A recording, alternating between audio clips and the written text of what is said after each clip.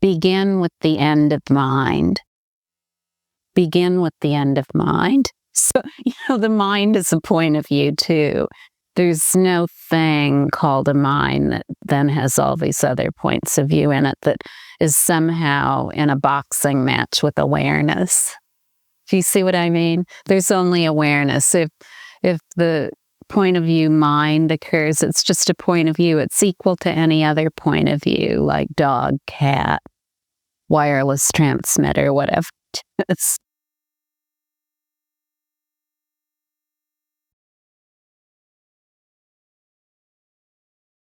Begin with the end of mind. I didn't say no mind. I just said begin with the end of mind. Why think, that there's a mind that we need to get rid of? The mind is just a point of view like any other. What experiences mind? What is a mind and to whom?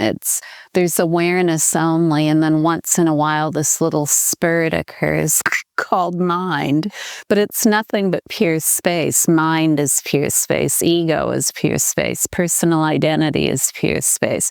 All emotional states, positive, negative, and neutral, are pure space. All thoughts, positive, negative, and neutral, are pure space. All sensations, positive, negative, and neutral, are pure space. All conduct, positive, negative, and neutral, are pure space.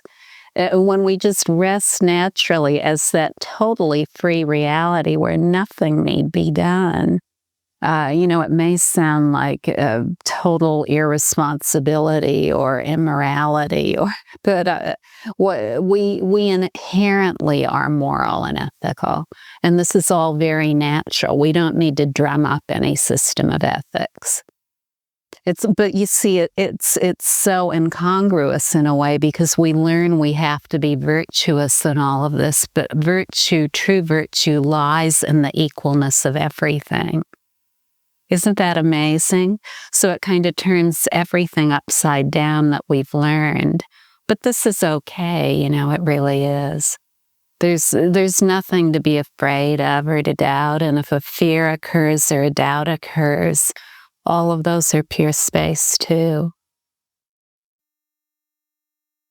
There's no place to hole up. There's never been anyone who's fixated on or identified with anything. So there's nothing to demolish or destroy or eradicate or change or shift around or anything at all. There's only this complete relaxation as the immediacy of whatever is occurring. Pure space. Anything that we use to describe the indescribable is just pure space. It's, in one moment it might be love, but that's pure space. In another, it's silence. That might be pure space. But if we say that awareness is that, like awareness is love, awareness is silence, awareness is this, awareness is that, then we develop a context. No context is needed. If we wanted to describe awareness, the most potent description we could give is indescribable. Indescribable, the indescribable openness of indivisible natural presence. What do we have to say about that? And we can have all kinds of exalted feelings that occur within that.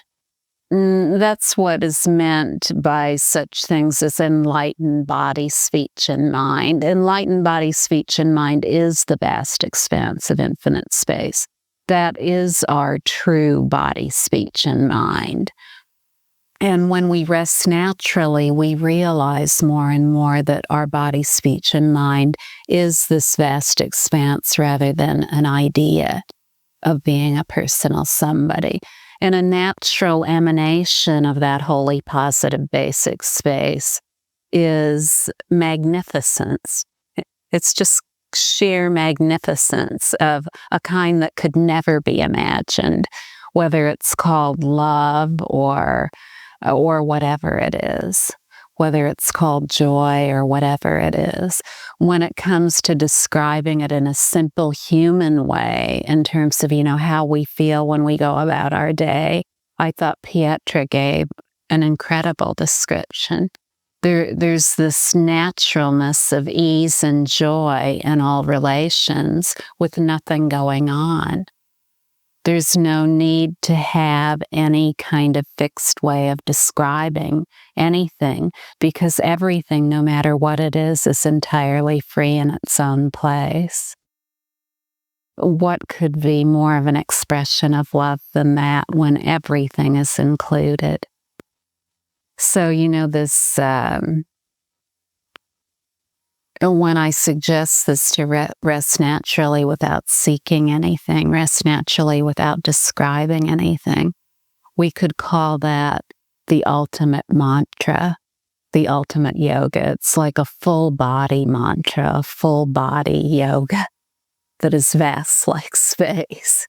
Because so quickly we realize who we are when we just stop all the speculation, just bring it to a halt about a description or a context or a way we need to be or a way we need to act or certain thoughts we need to have or certain emotional states we need to have or certain hours we need to spend meditating or whatever it is. What could be more of a meditation than the meditation that includes everything as its meditation?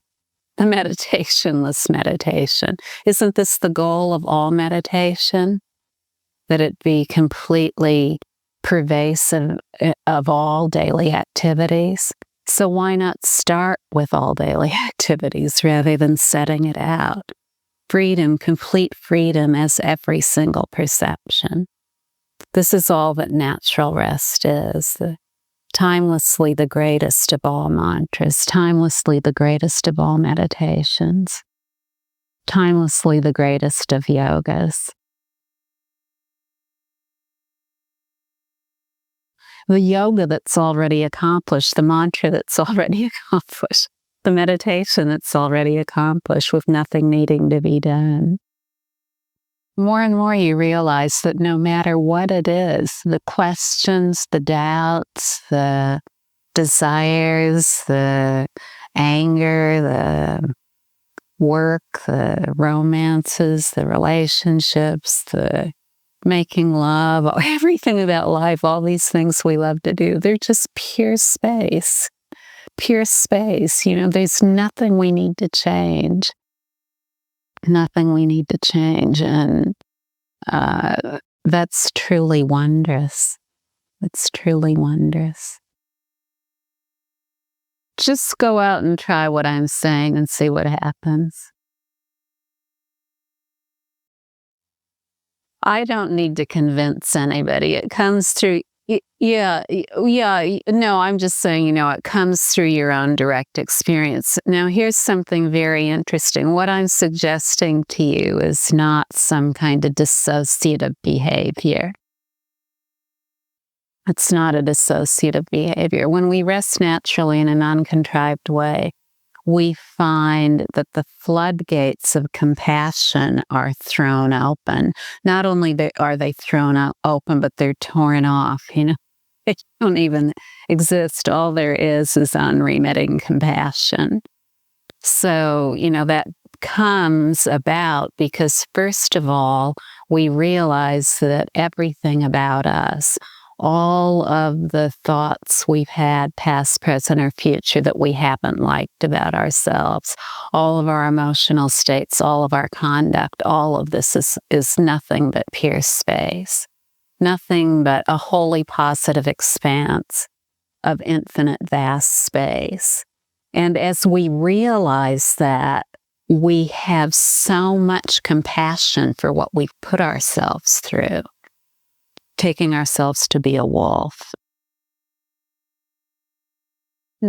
And when that compassion arises for ourselves, it arises as a warmth in our bodies. So this isn't something cut off from our simple reality of human experience. We feel a warmth that wells within us.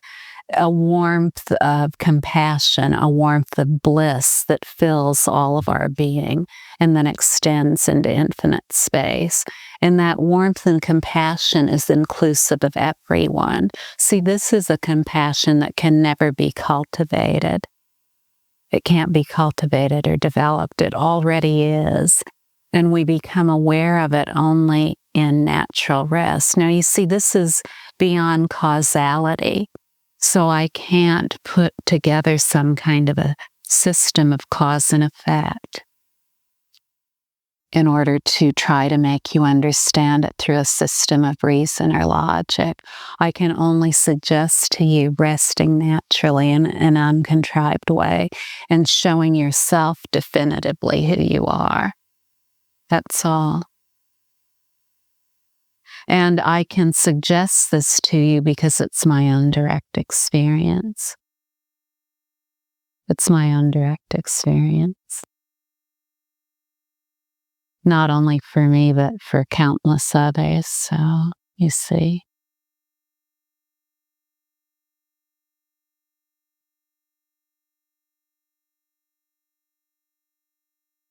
If we are saying, oh, everything's pure space, everything's pure space, everything's pure space, and using it as a context, that isn't natural rest. But when we rest as the pure space of every perception, that is natural rest. It's not a mental support that we use to try to describe everything. Resting naturally, just resting naturally is the essence of awareness.